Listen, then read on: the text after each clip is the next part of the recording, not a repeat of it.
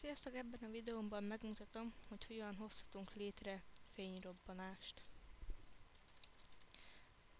Először vegyünk fel egy 600x300-as lapot, utána Filter, Render és Clouds.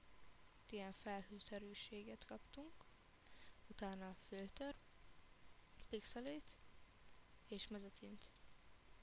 Itt válasszuk ki a legutolsót, a Long Strokes-ot. Aztán okézzük le. Utána Filter, Blur és Radial Blur. Itt válasszuk ki a Blur metódnál a Zoomot, a másodiknál pedig a Bestet. Utána húzzuk a csúszkát 100-ra. Aztán okézzük le. Itt akkor megkaptuk ugye a fényrobbanást, és ez az elején színezhetjük itt oldalt. Mondjuk pirossal. És hogyha ezt újra megcsináljuk, akkor olyan színt kapunk, de utólag is lehet színezni. Köszönjük, hogy megnéztétek a videómat, sziasztok!